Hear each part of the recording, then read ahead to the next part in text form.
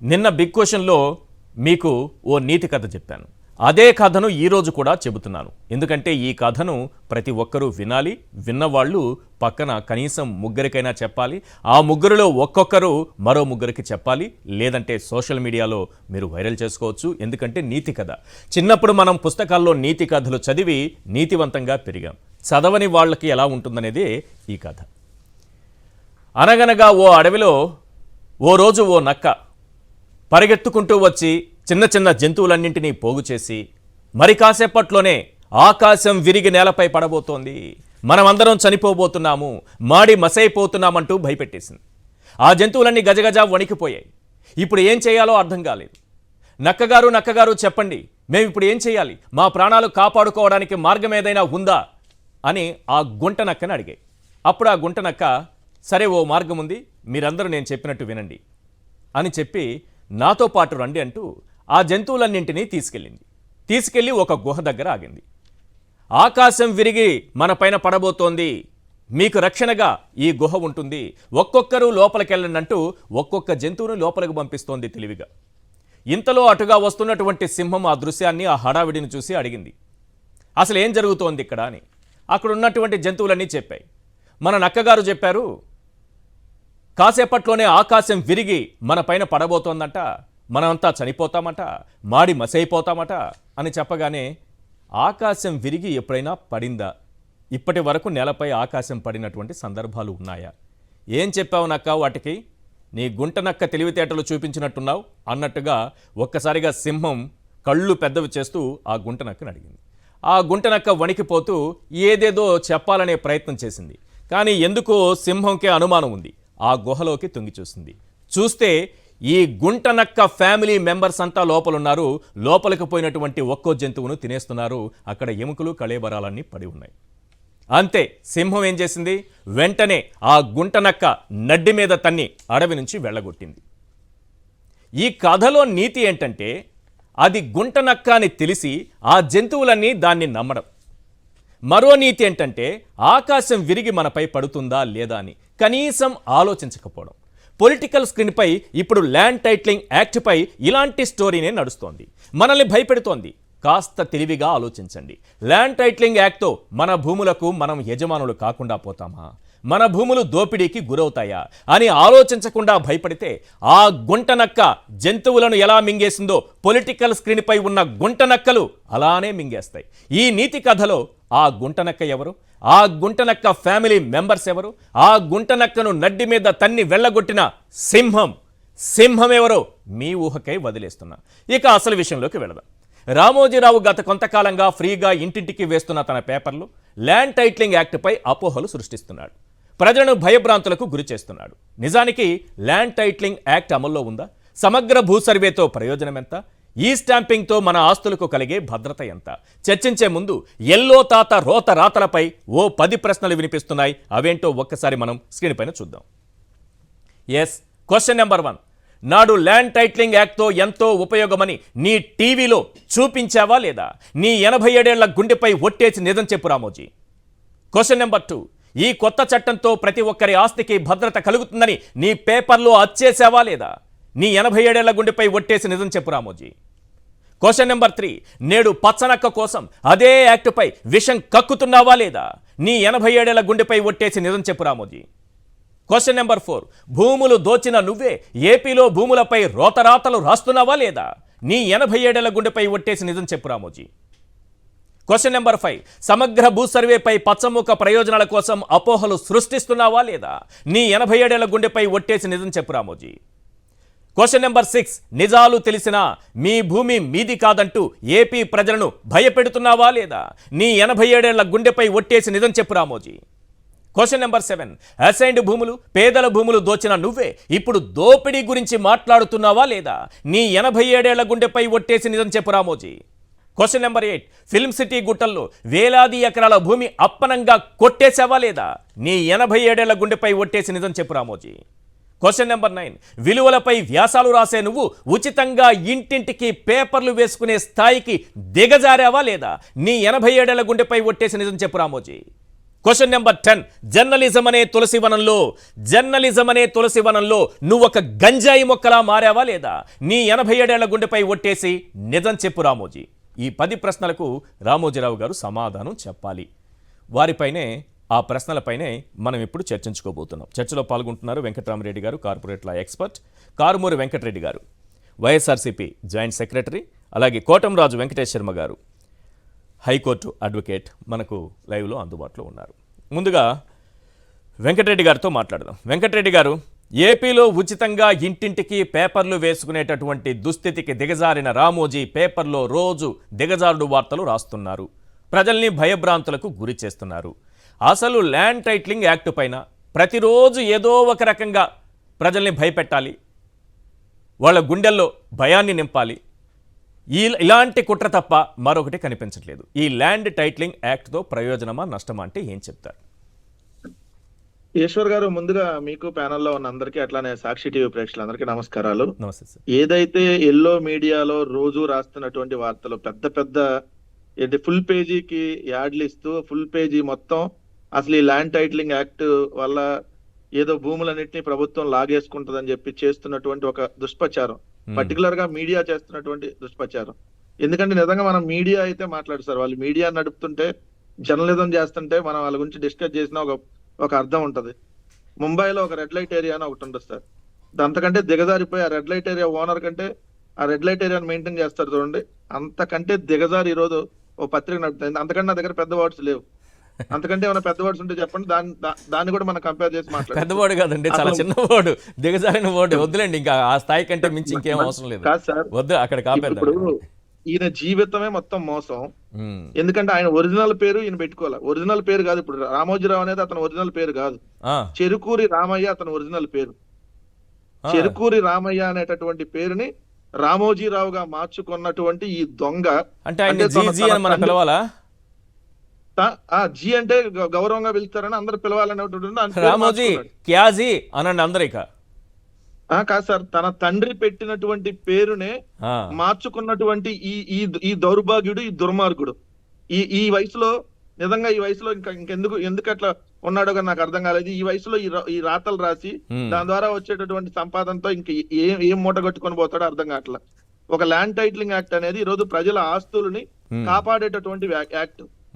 భారతదేశం కాదు సార్, ప్రపంచంలో 90 దేశాల్లో ఈ యాక్ట్ అమల్లో ఉంది. భారతదేశంలో కూడా దీన్ని ఎప్పటి నుంచో తీసుకురావాలని అనుకుంటుంటే ఇప్పుడు అన్ని రాష్ట్రాలు దీన్ని ఇంప్లిమెంట్ చేయమని చెప్పి కేంద్ర ప్రభుత్వం అన్ని రాష్ట్రాలకి ఆల్రెడీ ఆదేశించింది ఈ యాక్ట్ కి సంబంధించి. కానీ ఆంధ్రప్రదేశ్ రాష్ట్రంలో ఇంకా ఈ యాక్ట్ అమలులో లేదు.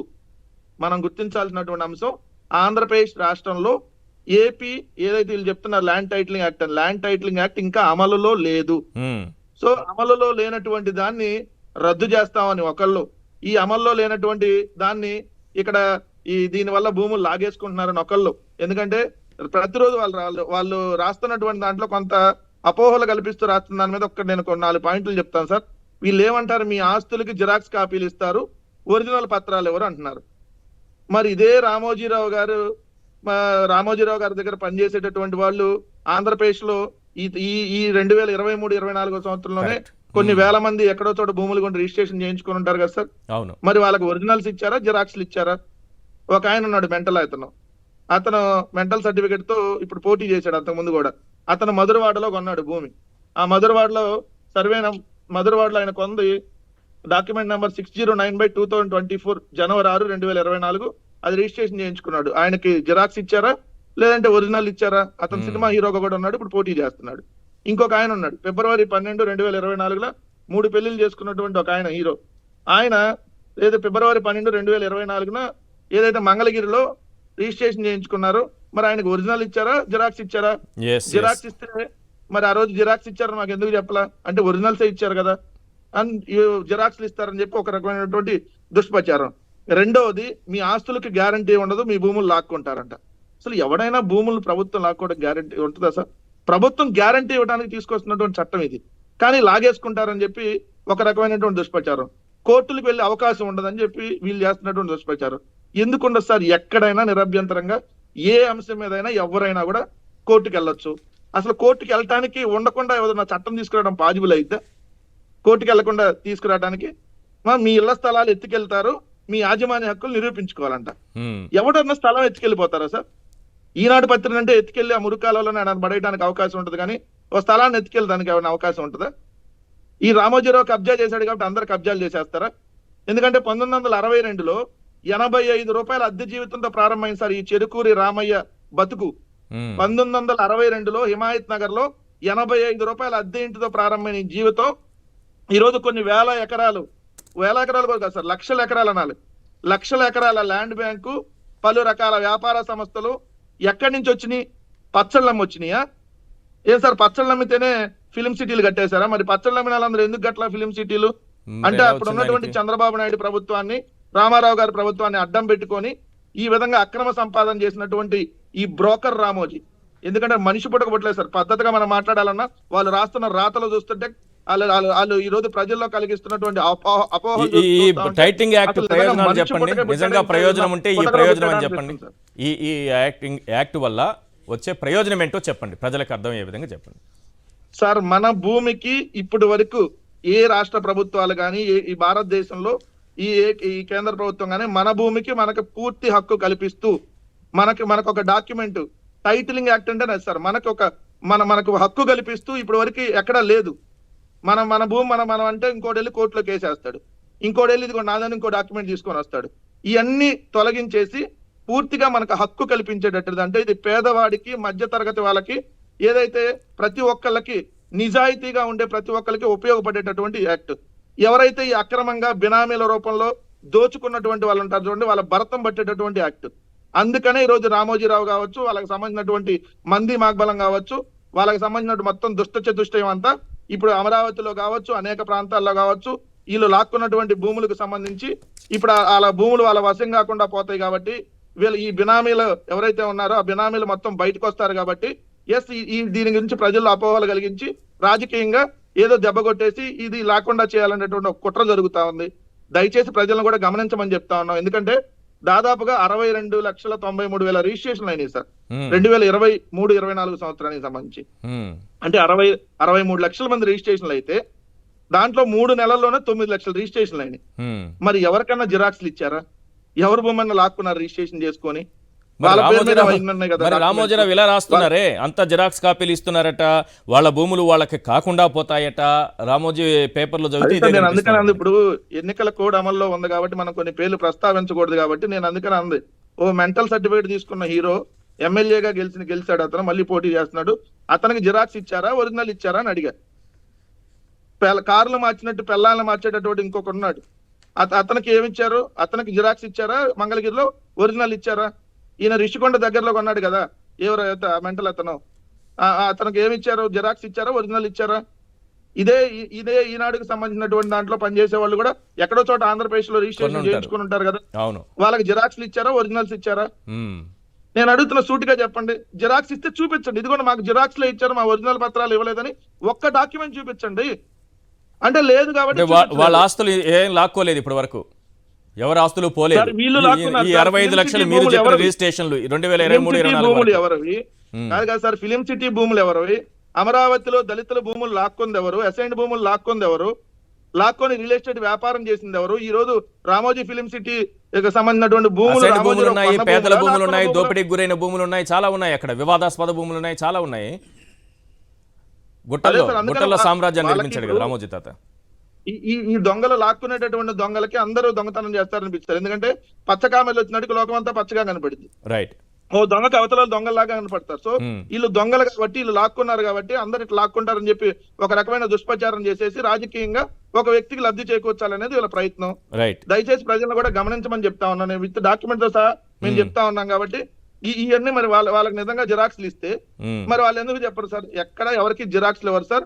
ఇది పూర్తిగా ప్రజలకు ఉపయోగపడేటటువంటి చట్టం. బట్ ఇది ఇంకా అమల్లోకి రాలేదు. ఇది అమల్లోకి రాలేదు, ఇది అమల్లో ఉందని చెప్పి అపోహలు కల్పించేసి లాక్కున్నారని చెప్పి ఒక దుష్ప్రచారం జరుగుతుంది. దయచేసి గమనించమని చెప్తా ఉన్నా. రైట్. ఒకసారి రామోజీ తాత తన టీవీలో ఏం చూపించారు గతంలో ఇదే టైటిలింగ్ యాక్ట్ కి సంబంధించి ఒకసారి వినాలి అందరూ. కల్పించే టైటిల్ గ్యారంటీ చట్టం రికార్డులో సరైన వివరాలు నమోదు కానందువల్ల భూ యజమానులు ఇబ్బందులు పడుతున్నారు. కానీ కొత్త చట్టాన్ని అనుసరించే భూమి హక్కుదారులు తమ వివరాలను నమోదు చేయించుకోవాల్సి ఉంటుంది. టైటిల్ రిజిస్టర్ లో ఎవరి పేరుంటే ఆ వ్యక్తినే భూ యజమానిగా పరిగణించి ప్రభుత్వం ఆ భూమికి గ్యారంటీ కల్పిస్తుంది. ఏ వ్యక్తి దగ్గర అయితే పట్టా కాగితం ఉంటుందో, పట్టా పుస్తకం ఉంటుందో, ఇక ఆ భూమి ఆ వ్యక్తిదే అని చెప్పే వ్యవస్థ, గ్యారంటీగా చెప్పే వ్యవస్థ ఉండాలి అని చెప్పి గడిచిన 30-40 సంవత్సరాలుగా ప్రయత్నాలు జరుగుతున్నాయి. భూమి హక్కుకి పూర్తి భరోసా ప్రభుత్వం ఇచ్చే టైటిల్ గ్యారంటీ వ్యవస్థ తేవాలనే ప్రయత్నం ఈ దేశంలో ఎప్పటి నుంచో జరుగుతుంది. అక్కడ విజువల్స్ ప్లే చేస్తున్నారు రామోజీకి సంబంధించి. ఆసక్తికరంగా నాకు ఒక విజువల్ కనిపిస్తోంది. 4 మెట్లు ఎక్కలేకున్నాడు రామోజీ, 87 ఏళ్ల వయసు. 4 మెట్లు ఎక్కలేకున్నాడు, అదే విజువల్. కానీ 100 మెట్లు దిగజారిపోయాడు. 4 మెట్లు ఎక్కలేకపోయాడు, 100 మెట్లు దిగజారిపోయాడు సార్ ఈరోజు జర్నలిజంలో. దిగజారడం కూడా కదా సార్, అదే సినిమాలో డైలాగ్ ఉంటుంది. ఇంకోటి ఆయన పేపర్, ఆయన టీవీలో వచ్చిందే ఇంకోటి కూడా వినిపిస్తారు, వినాలి. ఇది రాష్ట్ర ప్రజలందరూ వినాలి. ఈరోజు ఏ పచ్చనక్క కోసం ఆయన ఏం ప్రయత్నాలు చేస్తున్నారనేది వినాలి, అందరూ తెలుసుకోవాలనే ఆయన టీవీలో వచ్చినటువంటి విశ్లేషణ చాలా గొప్పగా పొగుడుతూ ఆనాడు చెప్పినటువంటి యాక్ట్ గురించి. రెండో వార్త.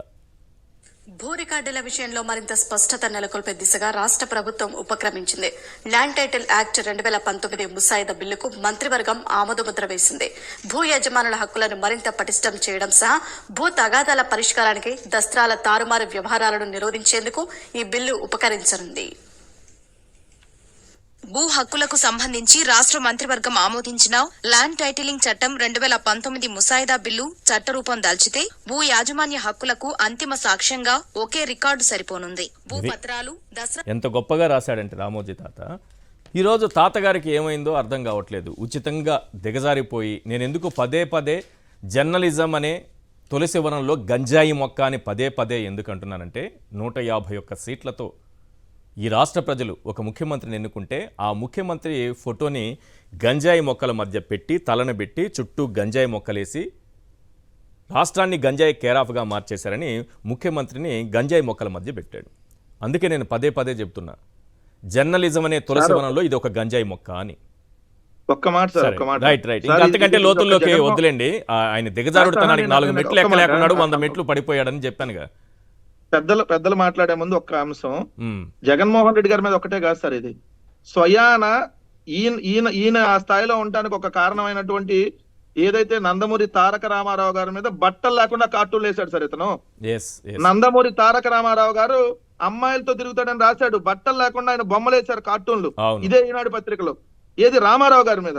అంటే ఈయన ఎవరిని వదిలిపెట్టాడు. ఎందుకంటే సార్ ఇతనికి కొమ్ము కాస్తే నిన్న ఒకటి కాదు కదా సార్, నిన్న బొమ్మన కరుణాకర్ రెడ్డి గారు ఒక విషయం చెప్పారు. నాయన రామోజీరావు గారిని కలిసిన సందర్భాల్లో నాకు 2,000 కోట్ల రూపాయలు ఇస్తే నేను ఈనాడు మొత్తం జగన్ గారికి భజన రాస్తా అని చెప్పాడంట. మొత్తం ఈనాడంతా జగన్ గారి వార్తలు రాస్తా 2,000 కోట్లు అడిగాడంట ప్యాకేజీ. అంటే ఏ బ్రోకరేజం చేస్తున్నాడు, జర్నలిజం చేయట్లా. బ్రోకరేజం వ్యభిచార వృత్తి చేసుకునే వాళ్ళు వ్యభిచార కొంపలు నడిపే వాళ్ళు చాలా నయం ఇతనికంటే. వ్యభిచార కొంపలు నయ్యే వల్ల 2,000 కోట్లు కావాలంటే ఈ పత్రికల్లో రాయడానికి 2,000 కోట్లు జగన్మోహన్ రెడ్డి గారు ఇస్తే ఏం చెప్పినట్టు రాస్తారంట. మేము ఏం చెప్తే అది రాస్తారంట. స్వయాన బొమ్మన కరుణాకర్ రెడ్డి గారు నిన్న ఆ విషయాన్ని చెప్పారు. అంటే చూడండి, అంటే డబ్బులు ఇస్తే ఏ గడ్డైనా గరుస్తాడు. డబ్బులు ఆ రోజు రామారావు గారి మీద నగ్నంగా, చంద్రబాబు నాయుడు కోసం రామారావు గారి మీద నగ్నంగా కార్టూన్లు సార్, నగ్నంగా కార్టూన్లు వేశారు సార్. ఇంతకంటే దుర్మార్గం ఏమైనా ఉందా? ఒక ముఖ్యమంత్రి మీద నగ్నంగా కార్టూన్లు వేసి వాళ్ళు గడ్డిపేటలో ఫారెన్ స్కాచ్ తాగుతాడని, ఆయన అమ్మాయిలతో చేస్తాడని, ఈ వయసులో పిల్లలు పుట్టడం కోసం ఏదో టాబ్లెట్లు వేసుకున్నాడు, ఇంజక్షన్లు చేయించుకున్నాడు, నీచమైనటువంటి రాతలు రాశారు సార్. తన పేరు రామోజీ కాదు, రోత వ్యక్తి అని చెప్పి పేరు మార్చుకుంటే బెటర్. రోతజీరావు పెట్టుకోవాలి, రామోజీరావు కాదు సార్, రోతజీరావు అని పెట్టుకోవాలి, రోతాజీరావు అని. ఇంతకంటే దిక్కుమాలతనం ఇంకేముంటుంది సార్. రైట్. వెంకటరామరెడ్డి గారు, ఏంటి ఇది వాస్తవాలు ప్రజలకు వెళ్లాల్సిన అవసరం ఉంది. ప్రజల్ని ఒక భయభ్రాంతులకు గురి చేసేలా ఈరోజు జర్నలిజాన్ని ఆ స్థాయికి తీసుకెళ్లిపోయి రోజు దాని మీదే కథనాలు, రోజు దాని మీదే స్టోరీలు, ప్రతిరోజు పేపర్ మొత్తం అవే వార్తలు నింపేస్తున్నాడు రామోజీ. ఏంటి అసలు దీని గురించి వాస్తవాలు ప్రజలకు తెలియాల్సిన అవసరం ఉంది. రామోజీ క్యారెక్టర్ గురించి అందరికీ తెలుసు, కానీ ల్యాండ్ టైటిలింగ్ యాక్ట్కి సంబంధించి కొంత నిజాలు ప్రజలకు తెలియాల్సిన అవసరం ఉంది. ఏం చెప్తారు? ఒక పురాతనమైన సామెత ఒకటి ఉంది. ఒక డాన్సరు ఆడలేక మధ్యల మీద పడి ఏడ్చిందట. ఇప్పుడు తను చేయాల్సినటువంటి డ్యాన్సు చేయలేక వాడు డ్రమ్స్ సరిగా కొట్టలేదు అని చెప్పిందంట. అటువంటి స్థితిలో ఇంక ఏది చెప్పుకోవడానికి లేదు ఒక పర్టికులర్ వ్యవస్థలో, ఒక పర్టికులర్ దీంట్లో ఆ పర్టికులర్ జర్నలిజంకి సంబంధించినటువంటి ఆ పత్రికలు కానివ్వండి, ఆ ఛానల్స్ కానివ్వండి, వాళ్ళకి ఇంకా చెప్పుకోవడానికి ఏమీ లేనటువంటి పరిస్థితులు. అంటే ఇక్కడ ఒక పర్టికులర్ వ్యక్తి గురించి, ఒక పర్టికులర్ పార్టీ గురించి ఇంతకాలం 5 సంవత్సరాలుగా చెప్పినటువంటి అబద్ధాలన్నీ కూడా ఈ 2 నెలల్లో ప్రసంగాల ద్వారా అంతా వ్యక్తమైపోయింది. ప్రజలు ఎటువైపు ఉన్నారని తెలిసిపోయింది. కాబట్టి ఇక ఏది దొరకలేదు, ఏదో ఒక చిన్న అస్త్రంలాగా దొరికింది, దీన్ని పట్టుకొని మనం లాగుదాము. దీంట్లో రామోజీ గారిని ఇంకా మిగతా వాళ్ళని దీంట్లో పెట్టేసి వాళ్ళు రామోజీ గారిని బాగా బతిమలాడుకున్నట్టున్నారు. ఆయన మెయిన్ పేజీల్లో బాగా రాస్తూ వచ్చారు ఆయన. అసలు ఇక్కడ ఈ ఆంధ్రప్రదేశ్ భూమి హక్కుల యాజమాన్య చట్టం అనేది 2022లో సమగ్రంగా అసెంబ్లీలో పెట్టి చర్చించిన తర్వాతనే దీనికి ఆమోదం తెలిపారు. దాన్ని రాష్ట్రపతికి పంపించింది కూడా అప్పుడే. ఈ విధంగా జరిగినప్పుడు ఇది అందరూ కూడా, ఎవరెవరైతే ప్రతిపక్షంలో ఉన్న నాయకులు, ప్రతిపక్షంలో ఉన్న ఎమ్మెల్యేలు అందరూ కూడా అసెంబ్లీలోనూ, లెజిస్లేషన్ కౌన్సిల్లోనూ, రెండింటిలోనూ జరిగిన తర్వాత, సమగ్రమైన చర్చ జరిగిన తర్వాత దీనిపైన చర్చలో చెప్పాలి కదా, మాకు ఇబ్బంది ఉంది, ఈ విధంగా ప్రజలు బాగా నష్టపోతారని చెప్పాలి కదా. అప్పుడు ఏం చెప్పలేదు. తర్వాత ఇదే రామోజీరావు గారు 2023 నవంబర్ 23 అనుకుంటాను, నాకు డేట్ సరిగా గుర్తులేదు, అది అన్నదాత అనేటువంటి ఒక శీర్షికలో అతని టీవీలో చాలా క్లియర్గా దాని గురించి బ్రహ్మాండంగా పొగిడాడు. ఆ రోజు పొగిడినటువంటి చట్టము ఈ రోజు ఎట్లా చట్టం కాకుండా, మంచిది కాకుండా పోతుంది? చట్టం కాకుండానే ఈ చట్టంలో ఉన్నటువంటి మంచిలన్నీ కూడా నువ్వు ఎక్స్ప్లెయిన్ చేసి, ఈ విధంగా ఉండడం వల్ల చాలా లాభాలు ఉన్నాయి, ఇవి ఉన్నాయి, అవి ఉన్నాయి అని చెప్పేసి, ఈరోజు కేవలం ఒక పర్టికులర్ పార్టీనో, ఒక పర్టికులర్ వ్యక్తినో, కొంతమంది వ్యక్తులనో దృష్టిలో పెట్టుకొని దీన్ని ఆడడం అనేది కరెక్ట్ కాదు కదా. అసత్యం చెప్పడం అనేది, ప్రచారం చేయడం కరెక్ట్ కాదు. అందువల్ల రామోజీరావు గారు ఇప్పటికైనా ఆత్మవిమర్శ చేసుకొని ఇటువంటి జర్నలిజం మన దేశానికి అవసరమా అనేది చూడాలి. అంటే వీళ్ళు ఇప్పుడు ఈ పర్టికులర్ చట్టము ఇది ఓన్లీ ఒక పర్టికులర్ పార్టీ, ఇప్పుడు ఒక పర్టికులర్ వ్యక్తి ఆయన స్వలాభం కోసం, ఆయన పార్టీ స్వలాభం కోసం తెచ్చాడని చెప్పడం అనేది అబద్ధం అండి. ఇది ఎలాగంటే, మొట్టమొదటి ప్రణాళికా సంఘము ఎప్పటి నుంచో, మనకి స్వాతంత్రం వచ్చిన దగ్గర నుంచి కూడా దీనిపైన సమగ్రమైనటువంటి విచారణ చేసి దానిపైన వాళ్ళు తయారు చేసేది ఒక రీసెర్చ్ వింగ్. అది ఆ రీసెర్చ్ వింగ్ తయారు చేసిన తర్వాత నీతి ఆయోగ్ వాళ్ళు 2019లో అన్ని రాష్ట్రాలకు కూడా దానిపైన సమగ్రంగా విశ్లేషించి ఒక మోడల్ డ్రాఫ్ట్ ఇది పెట్టారు వాళ్ళు. ఆ డ్రాఫ్ట్ని ఈ రోజు కాకపోయినా రేపు ప్రతి ఒక్కరూ అమలు చేయాలి. ప్రతి స్టేట్ అమలు చేయాల్సిందే. దీని నుంచి వెనక్కి పోయే పరిస్థితే లేదు ఏదో ఒక రోజుకి. ఇదే ఇప్పుడు ఉన్నటువంటి సెంట్రల్ గవర్నమెంటే రేపు ఖచ్చితంగా అదే పార్టీ వాళ్ళు కానీ వచ్చారంటే దీనిపైన సమగ్రంగా వాళ్ళు చెప్తారు. వాళ్ళ నాయకులు కూడా మనం చాలా టీవీల్లోనూ మనం ఛానల్స్ చూసాం, వాళ్ళు కూడా ఇది కరెక్టేను, ఇది చేయాల్సి వచ్చింది, ఇది చేయాల్సిందేను అని చెప్తున్నారు. ఇప్పుడు ఇట్లనే మనం తెలంగాణ అండ్ ఆంధ్రప్రదేశ్ని మనం తీసుకుంటే సార్, తెలంగాణ పేరుకి తెలంగాణ కొత్త రాష్ట్రంగా వచ్చింది, కానీ ఇక్కడ ప్రాక్టికల్గా చూస్తే ఆంధ్రప్రదేశ్ కొత్త రాష్ట్రము. అక్కడ సమగ్రమైనటువంటి సర్వే జరగాలి, భూములు కానీ ఆస్తులు కానీ సర్వే జరగాలి.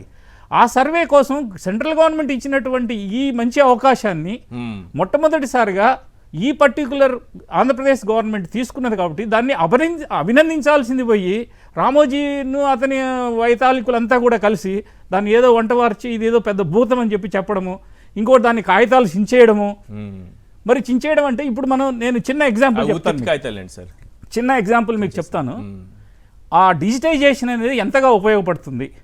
ప్రపంచంలోనే ఇండియాలో ఉన్నటువంటి కంపెనీల చట్టం ప్రపంచం మొత్తం మీద ఇప్పటికి అంతటి సమగ్రమైన చట్టం ఎక్కడ రాలేదు.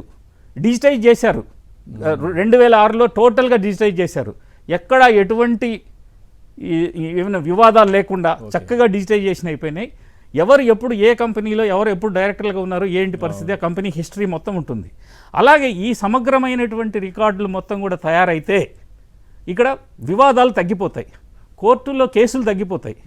సో చక్కగా ట్రిబ్యునల్స్ వస్తాయి. ట్రిబ్యునల్స్ ద్వారా వచ్చేటువంటి ఇవి దాంట్లో ట్రిబ్యునల్లో అపాయింట్ అయ్యేటువంటి వ్యక్తులు కూడా, జడ్జిలుగా కానీ లేకపోతే మెంబర్స్ కానీ అపాయింట్ అయ్యే వ్యక్తులు కూడా ఆ పర్టికులర్ సబ్జెక్ట్ పైన నిష్ణాతులై ఉంటారు. వాళ్ళ డిస్పోజల్ కూడా తొందరగా అవుతుంది. ఇప్పుడు ఒక భూమి పైన మీరు ఏమైనా ఒక డిస్ప్యూట్ క్రియేట్ చేస్తే దాన్ని ఒక 40 ఏళ్ళో 30 ఏళ్ళో ఉన్న ఒక కుర్రోడో దానిపైన ఏదైనా ఒక కోర్టుకు వెళితే తర్వాత దాని యొక్క చివరి అంతాన్ని చూడడానికి అతను ఉండకపోవచ్చు కూడా, అటువంటి పరిస్థితి ఇప్పుడు ఉంది కోర్టుల యాజ్ ఆన్ పరిస్థితి. టుడే. అవును. లోయర్ కోర్టు కానీ ఇక్కడ త్వరగా అవుతుంది ఇప్పుడు ఇది త్వరగా అవుతుంది. ఎట్లా? ట్రిబ్యునల్స్ అపాయింట్ అవుతాయి. ఓకే. ఏదైనా వివాదం ఉన్నప్పుడు దానికి కావాల్సిన రిజిస్టర్లు మెయింటైన్ చేస్తారు. ఆ రిజిస్టర్ ద్వారా అది ఆ పర్టికులర్ అథారిటీస్కి వెళ్తుంది. ఆ అథారిటీస్ దాన్ని సర్వే చేస్తారు. దానిపైన వీళ్ళిద్దరిని వింటారు. విన్న తర్వాత దాన్ని సొల్యూషన్ ఉంటుంది. కానీ కోర్టులకు వెళ్ళడానికి అవకాశం లేదు అది అబద్ధం. కోర్టులకు అంటే రాస్తున్నాడు, కోర్టులకు వెళ్ళలేరు, ఎక్కడ సమస్యను పరిష్కరించుకోలేడు. ఇప్పుడు కోర్టులు 10 కోర్టులో 4 కోర్టులో స్టేటస్ ఉందనుకోండి సార్, 10 రకాలైనటువంటి కోర్టులకు వెళ్లకుండా కింది ఉన్నటువంటి 2-3 స్థాయిల్లో దీని వివాదంగా తెగకపోతే అప్పుడు దీన్ని హైకోర్టుకు వెళ్ళాలి. దగ్గరకో, ఆర్డీఓ దగ్గరకో, జాయింట్ కలెక్టర్ దగ్గరకో వెళ్తాను. ఆ తర్వాత ఆ ట్రిబ్యునల్, ఇప్పుడు ఆ ఛాన్స్ లేదు కదా, ఆ ఛాన్స్ ట్రిబ్యునల్కి ఉంది కదా. ట్రిబ్యునల్కి అక్కడ ఈ 2 అథారిటీస్ని పేర్కొన్నారండి వాళ్ళు. ఆ 2 అథారిటీస్ వాళ్ళు చేయగలుగుతారు. ఆ 2 అథారిటీస్ చేయలేకపోతే అప్పుడు మీరు హైకోర్టుకు వెళ్ళొచ్చు. అంటే ఒక 4-5 కోర్టుకి వెళ్ళి ఫైనల్ గా కోర్టుకి వెళ్ళే అవకాశం ఉంది. లేదని చెప్పడం అనేది అది పెద్ద అబద్ధం. అది అందువల్ల ఇది సమగ్రమైన చట్టము. అన్ని అబద్ధాలే, ఒక్కటి కూడా నిజం లేదు దాంట్లో. మరీ దారుణంగా ఉంది. అందువల్ల డిజిటైజేషన్ అనేది తప్పని ఎవరైనా చెప్పమనండి. ఈ రోజు మనం డిజిటైజేషన్ దీంట్లోనే ప్రపంచం అంతా డిజిటైజేషన్ వైపు నడుస్తుంది. మన బ్యాంకింగ్ వ్యవస్థ కానీ, మన అగ్రికల్చర్ వ్యవస్థ కానీ ఏదైనా మీరు తీసుకోండి, మన హిస్టరీ మొత్తం మీకు మనకి ఆన్ ద స్పాట్ కనిపిస్తుందా లేదా. సో దీన్ని, ఈ పర్టికులర్ చట్టాన్ని, ఈ సర్వేని, సమగ్రమైన సర్వే ఇంకా జరుగుతూ ఉంది. జరిగినప్పుడు మీకు దాని యొక్క ఉపయోగాలు ప్రజలకు తెలుస్తాయి.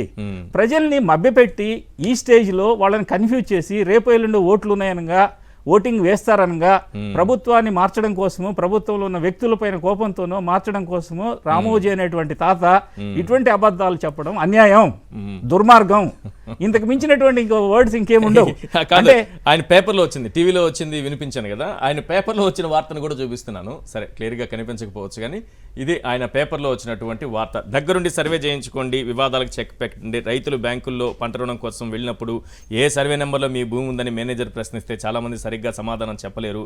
కారణం అంత అవగాహన లేకపోవడమే. ప్రస్తుతం భూముల రీసర్వే పేరుతో గ్రామాల్లోకి అధికారులు వస్తున్నారు. ఈ కార్యక్రమానికి రాష్ట్ర ముఖ్యమంత్రి జగన్మోహన్ రెడ్డి గారు శ్రీకారం చుట్టారు. ఇబ్బందులు లేకుండా. అతను ఎంత అవివేకం అంటే, రామోజీరావు గారిది ఎంత అవివేకం అంటే, ఇక్కడ ఏదైనా సర్వే జరిగేటప్పుడు చుట్టుపక్కల భూములు వాళ్ళని అందరినీ పిలుస్తారు, అందరికి నోటీసులు ఇస్తారు. ఇప్పుడు జరుగుతుంది, తర్వాత కూడా జరుగుతుంది.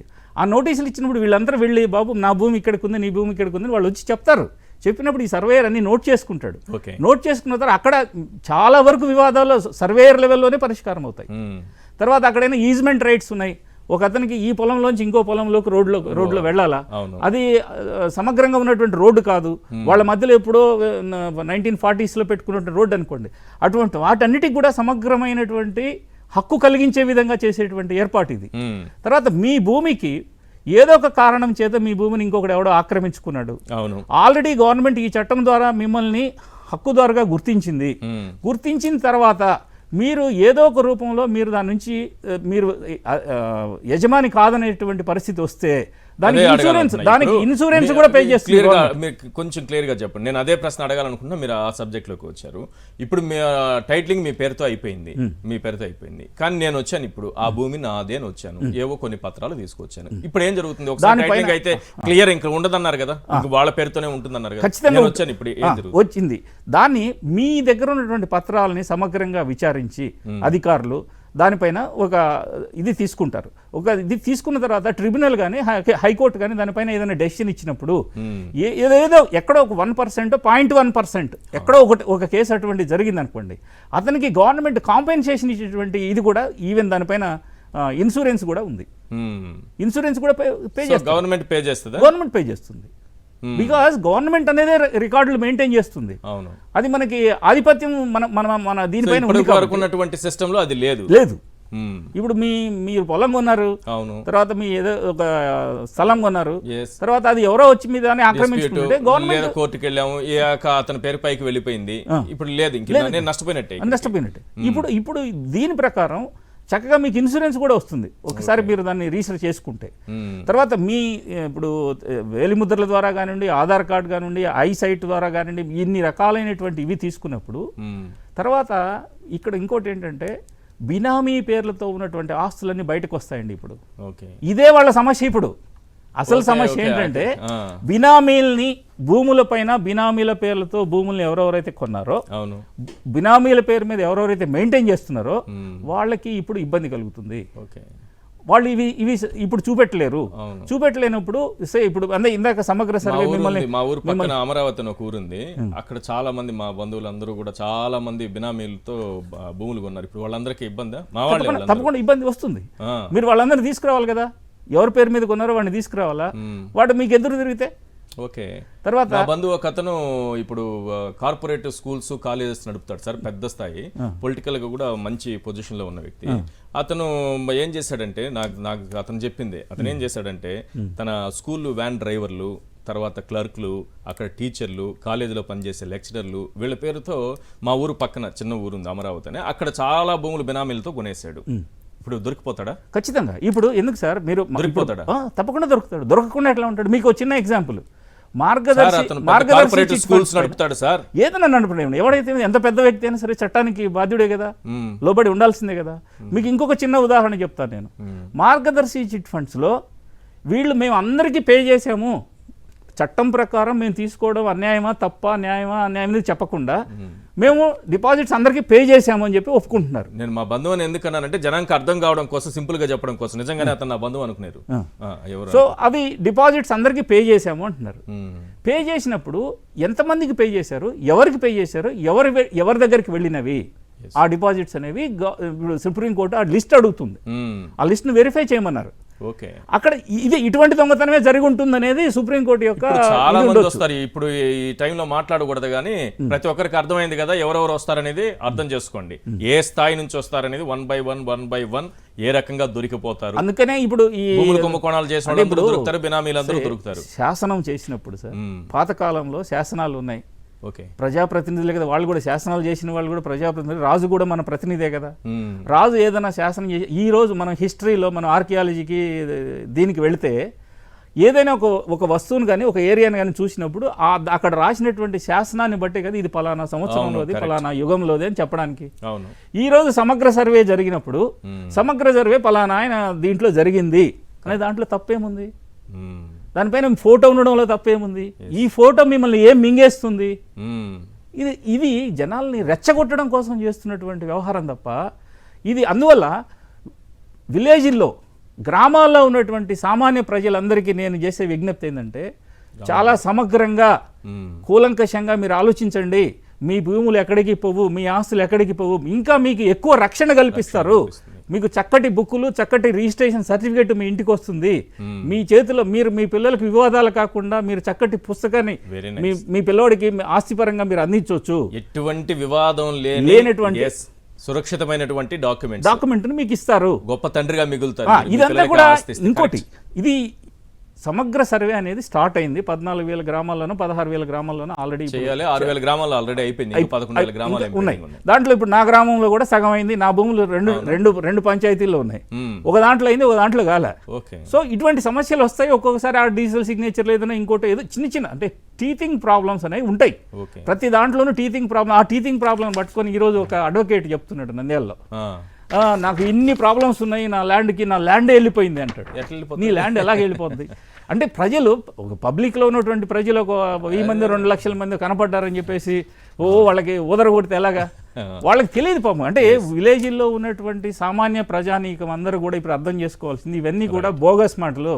రామోజీని కానీ అతను సపోర్ట్ చేస్తున్నటువంటి, అతను ఏ పార్టీలకి సపోర్ట్ చేసినా అదంతా కూడా వాళ్ళని ఏదో ఒక విధంగా వాళ్ళని గెలిపించడం కోసమో, తప్పుడు ప్రచారంతో మిగతా వాళ్ళని దోషులుగా నిరూపించడం కోసం అతను చేస్తున్నటువంటి ప్రయత్నం తప్ప, రామోజీ అనే అతను ఒక దొంగ నాటకం ఆడుతున్నాడు ఇక్కడ. రైట్ వెంకటేశ్వర శర్మ గారు, ఈ సమగ్ర భూ సర్వే, ఈ స్టాంపింగ్, తర్వాత ల్యాండ్ టైటిలింగ్ యాక్ట్, ఈ మూడింటిని మిక్స్ చేసేస్తున్నారు ఎల్లో తాత గారు, రామోజీరావు గారు. మిక్స్ చేసేసి ప్రజల్ని భయపెడుతున్నారు. భూ సర్వే ఒక 6,000 గ్రామాల పైన ఇప్పటి వరకు సమగ్ర భూ సర్వే జరిగింది. ల్యాండ్ టైటిలింగ్ యాక్ట్ అనేది అసలు ఇప్పటి వరకు చట్టం అమల్లోకి రాలేదు. ఇక ఈ స్టాంపింగ్ అనేది మన భద్రతకు, దాని రక్షణకు సంబంధించింది. సెక్యూరిటీ పరంగా చూసుకుంటే వాటన్నిటిని మిక్స్ చేసేసారు. ఒకటి ఈ చట్టం వస్తే ఏదో జరిగిపోతుంది, మీరు మీ భూములకు మీరు హక్కుదారులు కారు, మీ ఇంటికి మీరు హక్కుదారులు కారు, మీరు అసలు యజమానులే కారు, మీకు అసలు సంబంధమే లేదు, ఇదంతా ప్రభుత్వం చేతిలోకి వెళ్ళిపోతుందని తప్పుడు వార్తలు రాస్తున్నారు. వాస్తవాలు ఏంటో వివరించండి సార్. వాస్తవాలు వచ్చేటప్పటికండి, ఈ స్టాంపింగ్ అనేది ఇప్పుడు భూ చట్టాలకి భూపత్రాలకి ఎడిషనల్ గా ఇచ్చే ఒక సర్టిఫికేటే కానివ్వండి, ఆ సర్టిఫికేట్ ఎడిషనల్ గా గవర్నమెంట్ ఇచ్చే గ్యారంటీ సర్టిఫికేట్ అండి. ఆ సమగ్రమైన విచారణ అది చేసేదేమో భూముల్లో ఎవరున్నారు, ఆ ల్యాండ్ టైట్ అక్కడ ఆ పేర్లలో ఎవరున్నారు ఏంటి అనేది సమగ్రమైన విచారణ చేయడానికి దాన్ని చేస్తారు. ఇంకా ల్యాండ్ టైటిలింగ్ యాక్ట్ వచ్చేటప్పటికి 83 నుంచి ఇది రావాలి చేయాలి అని చెప్పి అనుకుంటున్నారు. అట్లాంటిది దశలుగా అది ఇంప్రూవ్ అయ్యి అప్పటి కేంద్ర ప్రభుత్వం 2019 ముందు ఉన్న కేంద్ర ప్రభుత్వం దాన్ని అమల్లోకి తీసుకొస్తే నీతి ఆయోగ్ చెప్పిన దాని ద్వారా దానికి ఒక ముసాయిదా రూపం అంతా ఇచ్చి అన్ని రాష్ట్రాలని దాన్ని ఇంప్లిమెంట్ చేయమన్న తర్వాత అది సమగ్రంగా ఉందని ప్రజలందరికీ ఎడిషనల్ గా భూ రక్షణ చట్టం కల్పించాలి, ఇన్సూరెన్స్ కల్పించాలి. ఈ చట్టం కనుక వస్తే కన్క్లూజివ్ గా ఇన్సూరెన్స్ అందరికీ ఇవ్వచ్చు చేయొచ్చు అనే ఉద్దేశంతో రాష్ట్ర ప్రభుత్వం ఈ చట్టాన్ని తీసుకొచ్చింది. కానీ ఇక్కడ మనం రామోజీరావు గారు చూస్తుంటే ఇదొక చీకటి చట్టం అంటున్నారు. దానికి సమాధానంగా వారి టీవీల్లో పేపర్లో వచ్చినవి మీరు ఆల్రెడీ ప్రజలందరికీ తెలియజేశారు. ఇంకా మీ ద్వారా తెలియజేయాల్సింది ఏంటంటే జిరాక్స్ కాపీలు ఇస్తున్నారని తప్పుడు ప్రచారం చేస్తున్నారు రామోజీరావు గారు. ఆ తప్పుడు ప్రచారం చేసేదానికి ఎక్కడా కూడా ఒక్కళ్ళు కూడా జిరాక్స్ కాపీ ఇచ్చినట్టుగా చేసినట్టుగా ఎవరు కూడా క్లెయిమ్ చేసిన దాఖలాలు లేవు. నిజంగా అట్లాంటిది కనుక అవుతే రైట్ టు ప్రాపర్టీకి 300A కింద వాళ్ళకున్న హక్కు వాళ్ళకి డ్యామేజ్ అవుతే ఎవరైనా సరే హైకోర్టుని కానీ సుప్రీం కోర్టుని కానీ ఆశ్రయించవచ్చు. అట్లా ఒక్క రిట్ కానీ పిల్లు కానీ ఏవి పడ్డట్టు హైకోర్ట్స్ లో లేవు. అంటే అందరికీ కూడా జిరాక్స్ కాపీలు ఎవరికి ఇచ్చినట్టు లేవు, అందరికీ కూడా ఒరిజినల్ పత్రాలే వెళ్తున్నాయి చేస్తున్నాయి అనడానికి ఇది క్లియర్ కట్ సాక్ష్యం అండి. ఇంకా 4000 గ్రామాల్లో ఈ సర్వే చేస్తే ఆ 4000 గ్రామాల్లో వాళ్ళు కూడా మాకు ఇబ్బందులు వచ్చినాయి, దీన్ని ఆపేయండి చేయండి అని కూడా ఇప్పటిదాకా ఒక్కళ్ళు కూడా ఏ హైకోర్టు. కరెక్ట్ సార్, మీరు మంచి పాయింట్ చెప్పారు. మీరు చాలా అద్భుతమైన పాయింట్ లేవనెత్తారు. ఇప్పుడు ఇంత వివాదాలు రాస్తున్నారు కదా రామోజీరావు గారు, ఇలా వివాదంలో చిక్కుకొని ఈ రకంగా ఇబ్బంది పడ్డారు వీళ్ళు. సమగ్ర భూ సర్వే దాదాపు 6000 గ్రామాల్లో జరిగింది. ఇక్కడ ప్రజలకు వాళ్ళ భూములపైన హక్కులు లేకుండా పోయాయి అని ఎవరైనా తీసుకొచ్చి చూపించారా? టీవీల్లో చూపించారా? పేపర్లో వాళ్ళు చెప్పిన స్టేట్మెంట్లు ఏమన్నా ఇచ్చారా? ఏమీ లేదు. గాల్లో మాటలు రాస్తున్నారు, భయపెట్టే మాటలు రాస్తున్నారు. ఎక్కడా ప్రజలకు ఎటువంటి ఇబ్బంది లేదు. 6000 గ్రామాల్లో భూ సర్వే చేసి వాళ్ళకి ఇప్పటి వరకు రేపు ఈ టైటిలింగ్ యాక్ట్ వచ్చిన తర్వాత మరింత భద్రతతో కూడినటువంటి డాక్యుమెంట్స్ వాళ్ళ చేతిలో పెడతారు. ఎక్కడ ఏ వివాదం లేకుండానే ఎలా సృష్టించగలిగారు ఇంత పెద్ద భయాన్ని? అట్లా సృష్టించడానికి చేయడానికి అతను ఎట్లా అయితే భూములు ఆక్రమించుకొని ఇప్పుడు అనుభవిస్తున్నాడో చేస్తున్నాడో, అతను కాని భూముల్లో అతని సామ్రాజ్యాన్ని విస్తరించుకున్నాడో చేసాడో రామోజీరావు, అదే విధంగా అందరూ చేస్తారని చెప్పి కారుమూరి గారు చెప్పారు. పచ్చకల్లోకి లోకమంతా పచ్చగా కనబడుతుందని. వాళ్ళు తెలుసుకోవాల్సిన విషయం ఏంటంటే ల్యాండ్ ఎక్విజిషన్ యాక్ట్ అనేది ఒకటి క్లియర్ గా ఉంది. అందులో కూడా భూమికి ఎవరన్నా తీసుకుంటే చేస్తే ఇండియా మొత్తం మీద వాళ్ళకి ఏ విధంగా కాంపన్సేషన్ చేయాలి చెందాలని క్లియర్ గా ఉంది. కానీ ల్యాండ్ మీ భూమిని లాక్కుంటారు చేస్తారని తప్పుడు ప్రచారం చేస్తున్నారు. ఎక్సెప్ట్ ల్యాండ్ ఎక్విజిషన్ యాక్ట్ తో తప్ప ఎవరు భూమిని ఎవరు లాక్కోలేరు అనేది చట్ట రూపంలో కేంద్ర ప్రభుత్వం ఆమోదించింది. సుప్రీంకోర్టులో పలు సైటేషన్లతో ఆ యాక్ట్ అమల్లో ఉంది. దాంట్లో కాంపన్సేషన్ ఇచ్చి చట్ట ప్రకారం తీసుకోవాలి, దానికి చాలా సార్లు నోటీసులు ఇచ్చి చేయాలి తప్ప ఎవరు కూడా ఎక్కడ ల్యాండ్ లాక్కుండే అవకాశం ఆ చట్టంతో తప్ప ఏ చట్టము కూడా ఏ రాష్ట్ర ప్రభుత్వాలకి కేంద్ర ప్రభుత్వాలకి కూడా ఆ చట్టంతో తప్ప వేరే చట్టంతో చాలా మంది అవకాశం లేదు. చాలా మంది ఇద్దరు లాయర్లు ఉన్నారు. ఇద్దరు చెప్పండి, ఇద్దరు లాయర్లు ఉన్నారు కదా, ఇద్దరు చెప్పండి. లాయర్లు అందరూ చాలా ఇబ్బంది పడుతున్నారంటే రేపు మాకు ఏం కోర్టు కేసులు ఏం రావని. అంటే ఒక వర్గం వాళ్ళు ఈ చట్టంలో ఏవో ఉన్నాయని భయపెట్టడానికి కారణం వాళ్ళు ఏదో కొంత తగ్గుతుంది కదా కేసులు అని.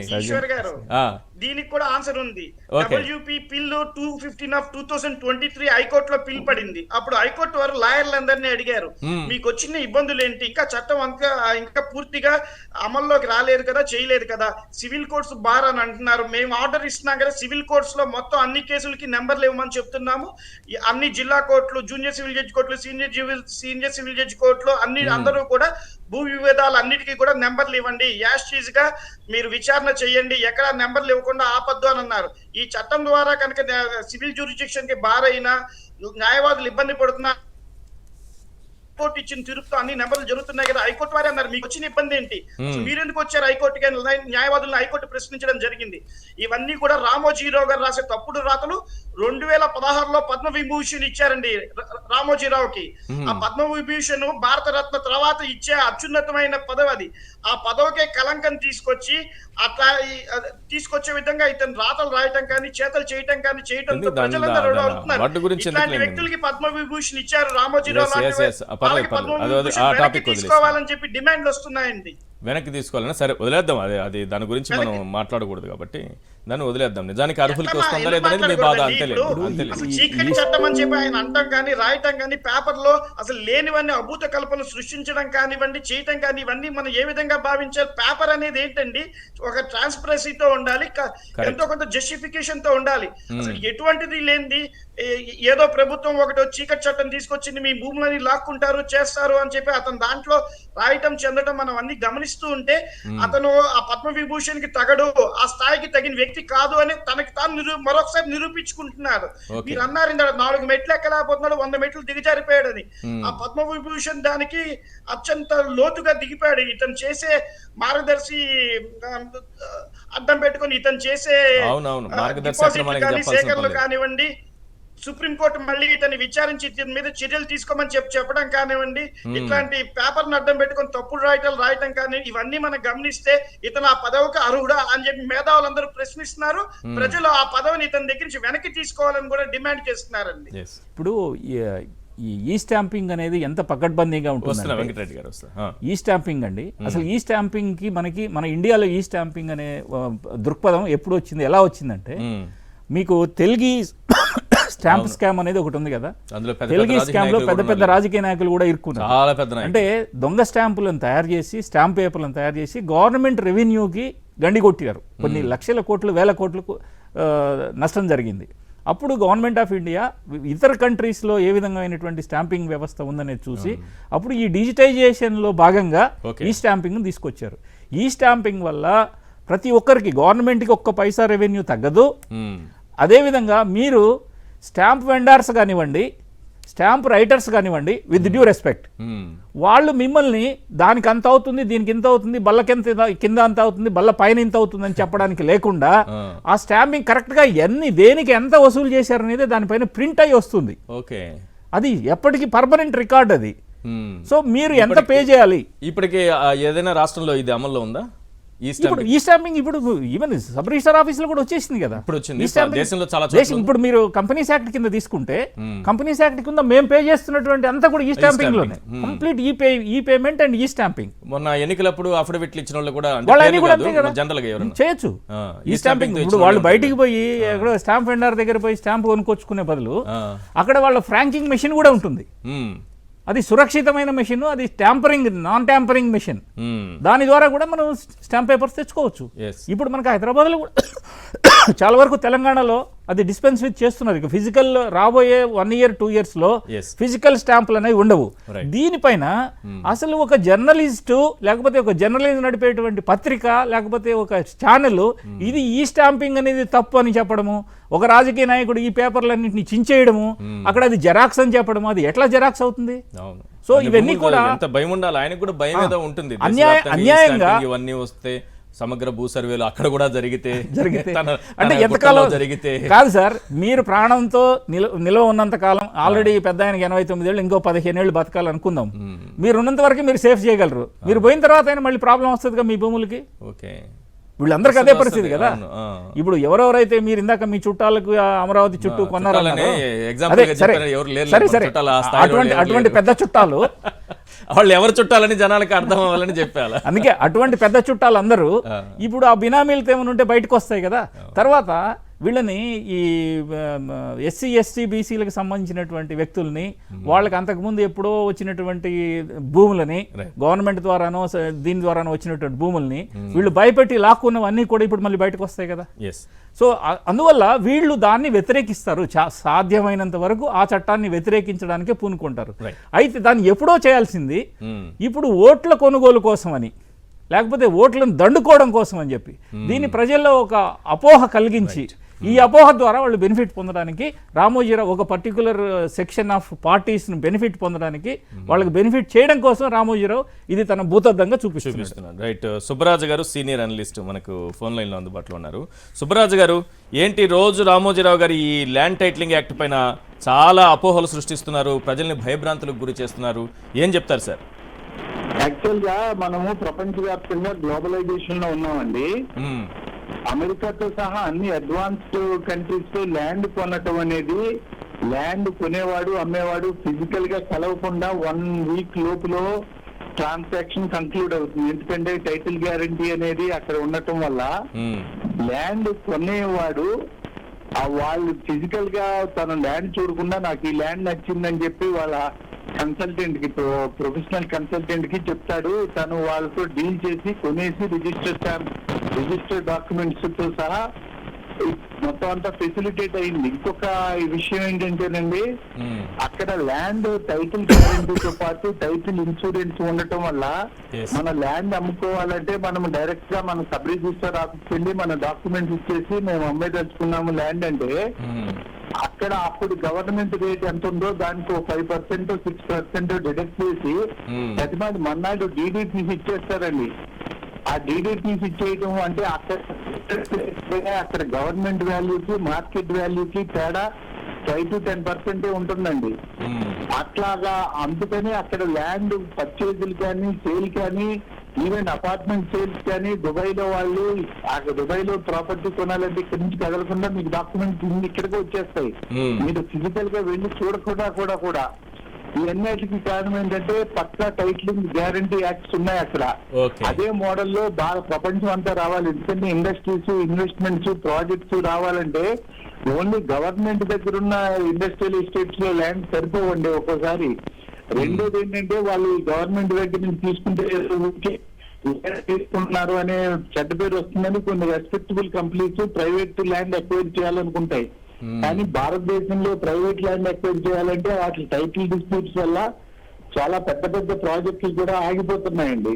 ఈ ల్యాండ్ టైటిల్ గ్యారంటీ వస్తే షేర్ మార్కెట్ లో ఎలాగ షేర్ని మీరు అప్పటికప్పుడు నచ్చినప్పుడు అమ్ముకున్నట్టు కొనుక్కున్నట్టు మీ అకౌంట్ లోకి మనీ ఎట్లా వస్తుందో ఈవెన్ గవర్నమెంట్ దగ్గరే మీ డాక్యుమెంట్ తిరిగి ఇచ్చేయచ్చు. మీరు మార్కెట్ లో అడ్వర్టైజ్ చేసో కన్సల్టెంట్ ఎవరికో చెప్పి అమ్ముకోవాల్సిన బ్రోకర్లకి అవసరం లేకుండా సబ్ రిజిస్ట్రారే డబ్బులు ఇచ్చేస్తాడు మీ డబ్బులు మీకు. అంటే సబ్ రిజిస్ట్రార్ ఎట్లా అమ్ముతాడంటే ఒకటి ఇన్సూరెన్స్ లేదంటే తన మార్కెట్ లో పెట్టి తనకి ప్రాఫిట్ వచ్చిన తర్వాత దాంతో వాళ్ళు హ్యాపీగా వెళ్తారు. మన భారతదేశంలో ఇప్పుడు ఉన్న ఈ రిజిస్ట్రేషన్ వ్యవస్థ వల్ల మీకు ఏ విధమైనటువంటి డబ్బులు తీసుకోవడమే తప్పితే మీకు టైటిల్ సంబంధించి ఎటువంటి గ్యారంటీ కానీ హామీ కానీ భరోసా కానీ బీమా కానీ లేదు.